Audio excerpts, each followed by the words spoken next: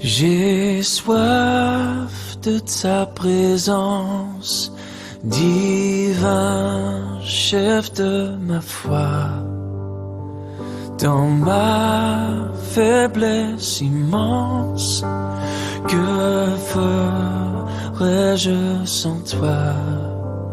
Chaque jour, à chaque heure, j'ai... Ce matin, dans sa présidence, en parlant de reconnaissance et de dire merci au Seigneur de ce que nous recevons de sa part. Cela fait partie de la marche chrétienne et de la vie chrétienne, les uns et les autres, avec les uns et les autres, les frères et sœurs. Et pour continuer sur cette piste-là, je vous propose donc cette lecture qui se situe dans Philippiens chapitre 4, versets 10 à 14.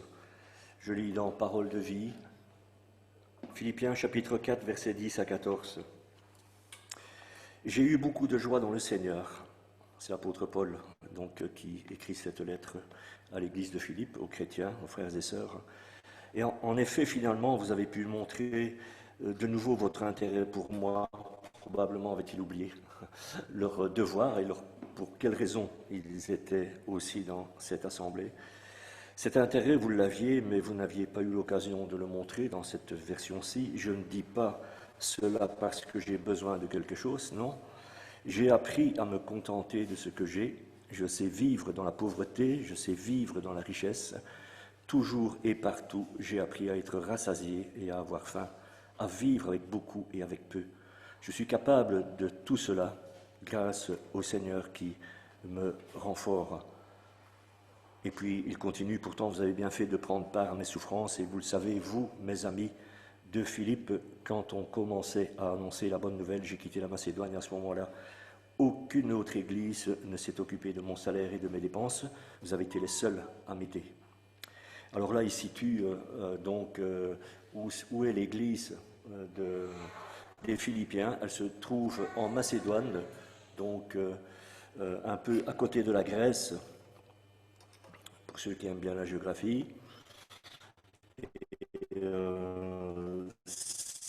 L'apôtre Paul, lorsqu'il écrit cette lettre-là, on pense qu'il était en liberté, mais c'était souvent une liberté sous surveillance. Donc on appelle ça, chez nous, on vous mettrait un bracelet électronique et puis vous pouvez rester chez vous dans un certain périmètre. C'était un peu comme ça que l'apôtre Paul vivait. Mais là, il était dans une prison et il avait besoin d'assistance, besoin d'aide de sa famille, de ses amis pour pouvoir faire face donc à ce besoin et d'être nourri. C'était donc aux frais des siens. On pourrait penser qu'il y a une différence avec notre système incarcéral aujourd'hui, mais on pourrait regarder que c'est en train de basculer tout doucement et qu'il y ait des réflexions à ce sujet-là. Mais toujours est-il que les prisons étaient quand même différentes de celles que nous connaissons aujourd'hui, parce que quand moi je regarde, bien sûr, les lieux dans lesquels on cantonne les personnes qui sont rebelles aux autorités ou qui ont commis des délits, je pourrais dire, entre parenthèses, ils sont quand même gâtés, puisque certains font aussi le nécessaire pour pouvoir retourner en prison quand ils sont libérés et qu'il y a encore des dérives. L'apôtre Paul, là, il a ses amis donc dans cette église des Philippiens à laquelle donc il a envoyé cette lettre, et on vient de le lire, il peut compter sur eux, sur leur don, sur leur aide qui était certainement appréciée puisqu'ils en avaient besoin pour se soigner et pour se nourrir dans ces cellules qui étaient froides et qui étaient humides. Ce que nous venons de voir, c'est que Paul parle du contentement, d'une certaine satisfaction, et il nous montre simplement la situation dans laquelle il est. Il nous la raconte, comment il voit et comment il réagit face aux situations qu'il rencontre et auxquelles il est confronté. Aujourd'hui, dans notre société, dans notre monde occidental, il y a beaucoup de reportages et de sondages qui sont faits de part et d'autre, des articles, des bouquins qui sortent justement sur le prix de la vie, la question de l'inflation, On se demande où ça va s'arrêter, parce que nous en sommes aussi concernés, nous sommes touchés par cela. Et nous venons de traverser des crises économiques qui ont ébranlé et fissuré le monde, fissuré aussi notre société, l'économie de notre pays, mis en péril aussi un système que l'on pensait inébranlable et qui avait pour mot d'ordre le toujours plus. On en veut toujours plus. Ce qu'on entend aussi souvent aujourd'hui, c'est de relancer la machine économique, mais pour cela, il faut consommer et en même temps, en incitant à la consommation dans tous les domaines, on entre dans cette philosophie, dans cette idée encore du jamais content. D'ailleurs, Alain Souchon chantait dans une de ses chansons « Comme un petit enfant jamais content ». C'est une attitude et un comportement qui, d'ailleurs, ne date pas d'aujourd'hui parce que, justement, nous sommes dans cette culture-là et quand on cultive toujours la même chose, eh bien, on finit par en être imbibé et par raisonner de cette façon. Si on se pose la question, aujourd'hui, combien a-t-on besoin pour vivre? Et c'est un grand débat. D'ailleurs, la réforme fiscale qui arrive, qui devrait être clôturée normalement dans peu de temps et qui n'aboutit pas, touche à tous ces domaines. Et on pose aussi donc cette question, combien a-t-on besoin aujourd'hui pour vivre de façon décente dans notre pays? Alors, si je vous demanderais de répondre, il y aura probablement deux réponses. Certains vont peut-être dire assez pour vivre ou pour survivre, parce que justement, dans ces débats qui sont ouverts aujourd'hui, la question se pose sur certains jobs qui sont faits ou proposés à des personnes, c'est de justesse qu'ils peuvent vivre ou survivre dans certains domaines du travail.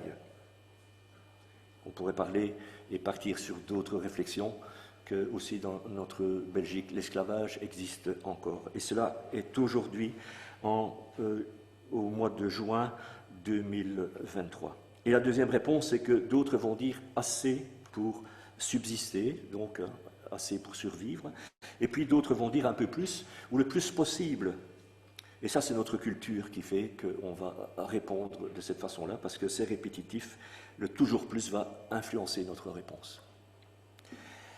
Il y a quelque temps, d'ailleurs, un président a annoncé que le temps de l'abondance était terminé. Oui, parce qu'on vit dans l'abondance. Il faudra faire avec. Et c'est pour ça que l'on entend de part et d'autre que le monde a changé, que le monde change. Nous avons d'ailleurs tous déjà entendu, et on vient de l'entendre, ça c'est une question de météorologie, que lorsqu'on annonce les orages qui arrivent maintenant du cyclone qui se déplace, qui va nous toucher probablement peut-être ce soir ou encore dans la semaine ou d'autres régions, on dit avis de tempête.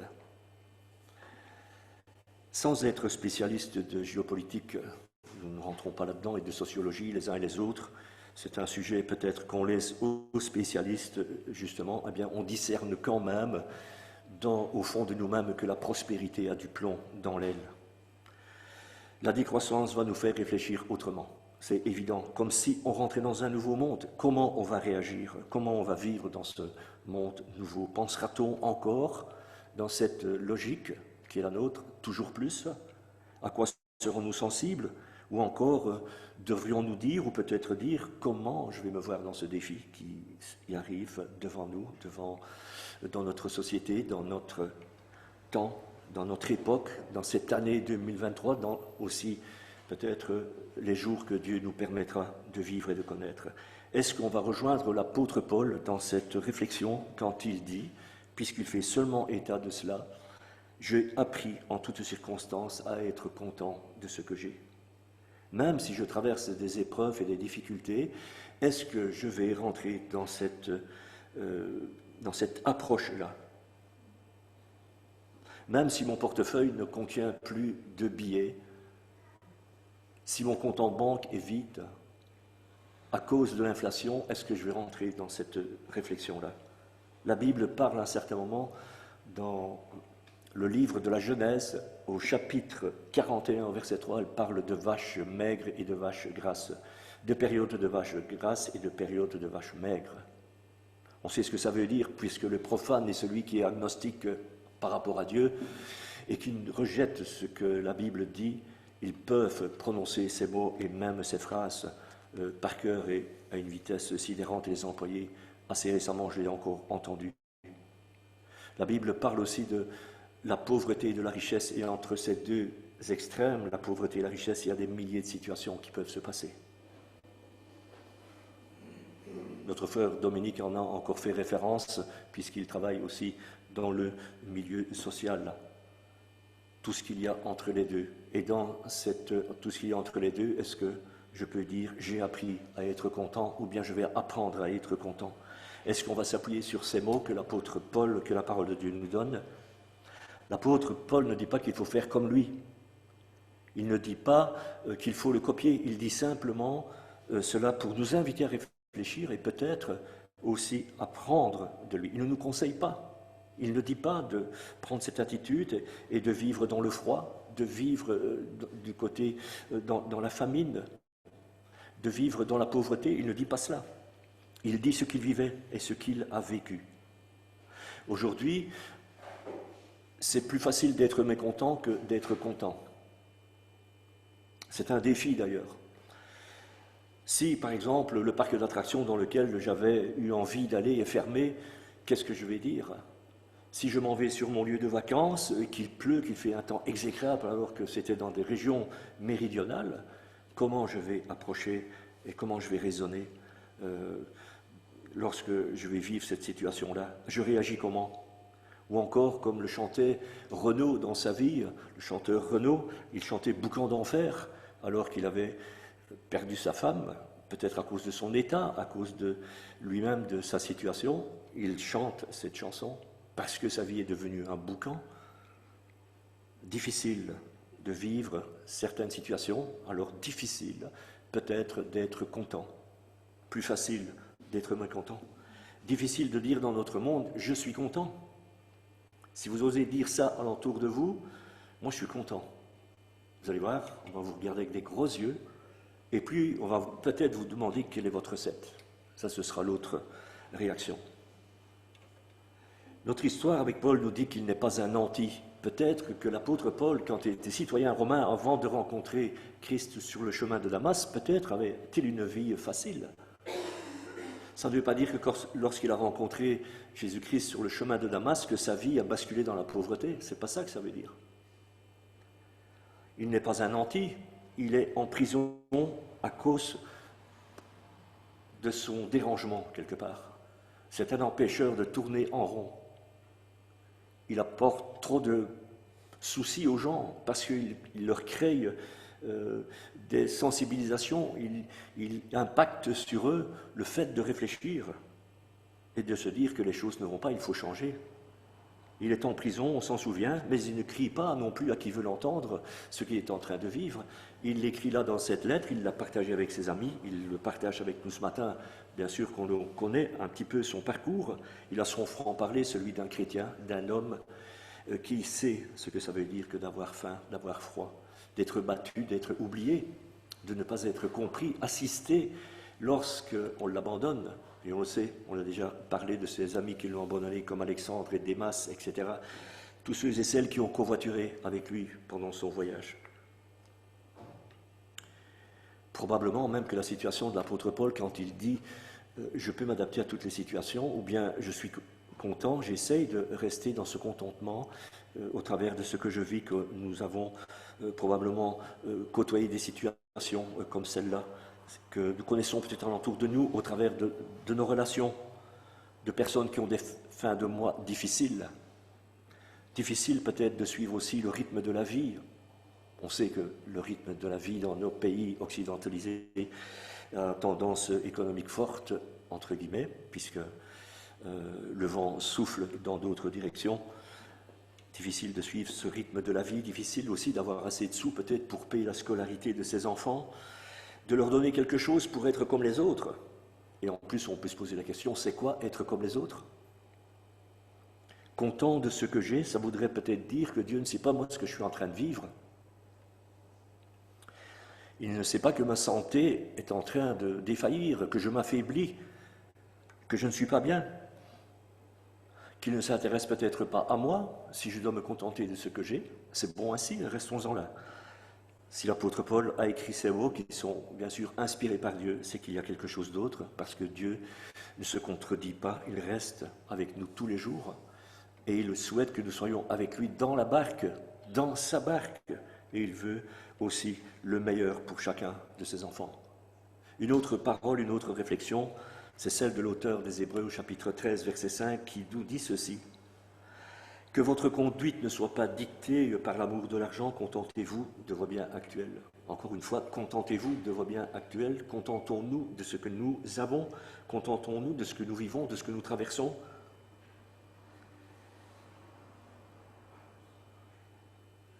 On pourrait toucher au phénomène de la jalousie et de l'envie, parce que ce sont les fruits du mécontentement qui nous conduisent à cela. L'amour de l'argent. Est-ce que ça veut dire qu'on ne peut pas en vouloir plus, si la Bible nous dit ça? Est-ce que ça veut dire qu'on ne doit rien faire d'autre, de ne pas avoir de réaction? Non, simplement que la Bible veut nous dire que le côté destructeur de l'argent, il y a le côté destructeur de l'argent et du toujours plus peuvent impacter nos vies. L'amour de l'argent et l'amour du toujours plus est la racine de tous les maux. Et la racine de tous les maux, de ce qui sort de cette racine-là, de l'amour de l'argent, c'est la jalousie, c'est l'envie. Caïn a tué son frère parce qu'il était jaloux. Saül et David se sont disputés parce qu'ils étaient jaloux. Et il y a plein d'autres comme ça, de personnes dans la Bible qui étaient jalouses les unes des autres.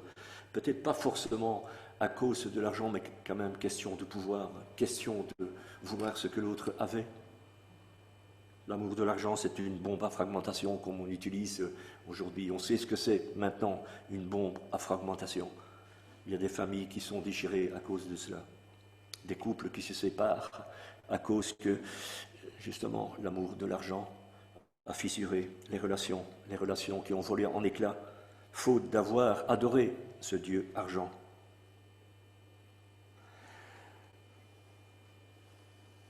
Tous les domaines de la vie peuvent être touchés par le fait d'être jamais content. Je ne suis pas content de mon Église. Je ne suis pas content des chants que l'on y chante. Je ne suis pas content du goût du café. Je ne suis pas content parce qu'il fait trop chaud, parce qu'il fait trop froid. Je ne suis pas content de mon mariage, ni de ma femme, ni de mon homme. Je ne suis pas content de ma famille. Il y a des personnes qui ne veulent plus voir leur famille, il y a des personnes qui ne veulent plus voir leurs parents, etc. De ma santé, je ne suis pas content non plus. De moi-même, je ne suis pas content. On pourrait se poser la question, est-ce que le contentement a une relation avec le bonheur? Mais l'apôtre Paul nous donne cette réponse au verset 13. Comment faire pour entrer dans cette logique? Au verset 13, il dit de ce chapitre 4, « Je puis tout par celui qui me fortifie ». Par celui qui me fortifie, je peux tout, je peux traverser les difficultés, je peux arriver au bout du tunnel, surmonter ce que la vie me réserve. Par qui? La réponse, par celui qui me fortifie. Et qui nous fortifie? On l'a chanté, on l'a loué ce matin. La Bible nous dit que Jésus a remporté la victoire sur les dominations et la culture du toujours plus et de l'argent. C'est une domination et c'est un pouvoir d'attraction aujourd'hui, qui veut faire croire que l'on devient important quand on adhère à cette philosophie et que quand on aura réussi à combler tous nos désirs, est-ce qu'on pense que ça ira mieux? En plaçant notre confiance et notre vie en Christ, en lui, selon l'apôtre Paul, nos désirs, notre vie en lui, parce qu'il a tout accompli sur la croix, pour nous, nous n'aurons plus en nous ce besoin du toujours plus, de se retrouver, de se retrouver, mais aussi de se faire, de se réaliser quelque part, accomplir certaines choses. On n'aura plus besoin de se tourner vers le toujours plus et tout ce qui compose ce toujours plus, encore plus de ceci, plus de cela, et encore plus. Il donne cette réponse à l'église de Colosse au chapitre 2, aux chrétiens de Colosse au chapitre 2, au verset 10. Il dit, on n'en a plus besoin puisqu'on a tout pleinement en Jésus-Christ. Voilà ce que Paul a écrit. Il l'a écrit à plusieurs églises, il est répétitif. Pourquoi se répète-t-il? Voilà, je vais le changer autrement. Pourquoi redit-il la même chose? Parce que c'est important. Au verset 11, il y a un mot, un verbe qui est composé et qui ne doit pas nous échapper. Parce qu'on peut penser que cela va aller comme cela, ça va aller de soi. Non, il dit « j'ai appris à être content ». Ça n'a pas été tout seul. Il nous montre qu'il faut apprendre, qu'il faut découvrir et réaliser que c'est un travail de recherche et de confiance que le Seigneur va nous permettre de découvrir si on veut lui faire confiance et si on veut vivre dans le contentement. Ça veut dire que ça s'apprend, ça se cultive. J'ai appris, il ne dit pas c'est venu comme ça, parce que je l'ai souhaité. J'ai dû faire des recherches, j'ai dû réfléchir. Pourquoi est-ce qu'il m'a permis de faire cela? Quels sont les moyens que Dieu me donne pour pouvoir faire face? Non, je n'en ai pas besoin, je ne l'achèterai pas. Je n'en ai plus besoin, ce n'est pas utile. Je refuse d'entrer dans cette démarche. Ah, mais peut-être au cas où, lorsque je prépare mes bagages, je vais remettre ça au cas où. Si je fais une rando, je prends encore ça au cas où. Mais le au cas où, on ne va jamais l'utiliser. C'est quelque chose de trop. Je n'en ai plus besoin. Je n'en avais pas besoin. Et puis, il y a quelque chose qu'on n'a pas parlé, mais dont Dominique a parlé tout à l'heure au début de sa présidence. C'est avec ces mots-là qu'on a ouvert notre culte ce matin. C'est la reconnaissance. Content, mécontent, reconnaissance de ce que Dieu nous donne, reconnaissance de ce qu'il y a sur la table, reconnaissance parce que j'ai encore là aussi dans beaucoup de domaines de ma vie et que je ne réalise même pas. Il veut m'apprendre à regarder ailleurs que dans ma garde-robe ou dans les armoires qui sont chez moi. Peut-être aussi de me dire que ce ne serait pas une bonne idée de bien se renseigner de comment vivent nos missionnaires, de comment s'intéresser à nos frères et sœurs qui sont peut-être pas dans notre pays, mais qui sont sur des terres de persécution. Ne serait-il pas intéressant aussi de regarder les œuvres chrétiennes, caritatives, et de collaborer peut-être, si on a encore les moyens physiques, les possibilités que Dieu nous donne, en tant que bénévole aussi? Il y en a tellement. Ne serait-il pas non plus intéressant de parler avec des gens, les autres, comme on dit, ceux qui ont moins que nous, qui ont peut-être moins que nous, qui sont contents? Peut-être que nous l'avons déjà expérimenté et que nous avons déjà été vers les autres, que nous avons déjà vécu cela. Et alors peut-être nous sommes rentrés chez nous avec un cœur content et aussi en étant armés peut-être pour faire face aux défis qui seront les nôtres, comme on vient de le dire, dans la vie, dans les jours peut-être que Dieu nous permet de vivre. Lorsque nous serons face à la période de vache maigre, l'apôtre Paul se rabat donc sur ces derniers mots dans ce texte, dans ces versets que nous avons lus.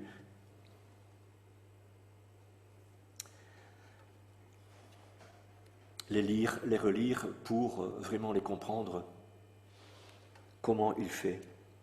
Se rappeler de ce que la main de Dieu nous donne chaque jour, et c'est bien ce que Lucie est venue nous dire, parce qu'en fait, elle a parlé du Saint-Esprit, bien sûr. L'Esprit Saint est à nos côtés dans tous les détails de notre vie, mais j'ai eu la même réaction que toi, Lucie, lorsque tu as dit quand tu as vu la pluie qui tombait, parce qu'en fait, on a traversé 31 jours sans pluie, et vous voyez qu'au bout de 31 jours, les gens, même ceux qui ne croient pas, aspirent à la pluie. Sans pluie, la période de vache maigre peut se rapprocher très vite. Se rappeler de ce que la main de Dieu nous donne chaque jour, de sa bienveillance. Ne pas suivre non plus le courant moderne qui est le nôtre aujourd'hui, qui nous conduit dans le mécontentement, ou bien qui nous appelle à ne jamais être content de son sort. Et là, je m'adresse peut-être particulièrement aux plus jeunes, bien que le monde adulte fuit aussi d'une autre façon le fait de ne jamais être content, parce que c'est un gros problème de se plaindre de tout et de rien, mais la même démarche est engagée, doit être engagée quand on rentre dans cette réflexion-là, se souvenir de ce que nous venons de lire et de ces mots que l'apôtre Paul nous laisse. Il dit comment s'en sortir dans le Seigneur. Et il y a plein d'incitants justement pour se rapprocher dans le Seigneur.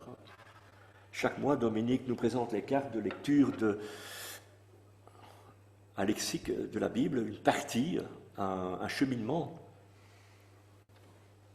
Le Seigneur, l'apôtre Paul dévoile les secrets de sa vie, de cette étape de sa vie-là. Il lui donne les clés du savoir-vivre dans le contentement. Il nous suggère et nous appelle quand même à être convaincus de ce que nous entendons et de ce que la parole de Dieu nous dit. De se dire aussi qu'il y a un bon côté à tout, d'apprendre à dominer les circonstances pour pouvoir entrer dans cette démarche du contentement. On pourrait dire que ça fait partie d'une excellence qu'on ne saura jamais l'atteindre, mais c'est l'école du Seigneur, c'est l'école de la vie chrétienne, et peut-être que quelquefois elle est exigeante plutôt que de se laisser conduire comme ça, de se laisser balader par les idées qui sont dans notre monde. Avec lui, lorsqu'on est fidèle dans cette école, eh bien, c'est plus facile de pouvoir alors subsister et survivre en tant que chrétien. Voilà ce que je voulais partager avec vous, frères et sœurs. Il y aura encore beaucoup de choses à dire, mais je vais juste lire le dernier verset. Je ne l'ai pas donné à Annabelle, mais c'est 1 Timothée chapitre 6, verset 6. En fait, ce sont les mêmes mots qu'il a entendus de la part de l'apôtre Paul. 1 Timothée 6, verset 6, et on se quitte là. La véritable foi, la véritable confiance en Dieu est en effet une source de richesse quand on sait être content de ce qu'on a. Amen. Sous la pression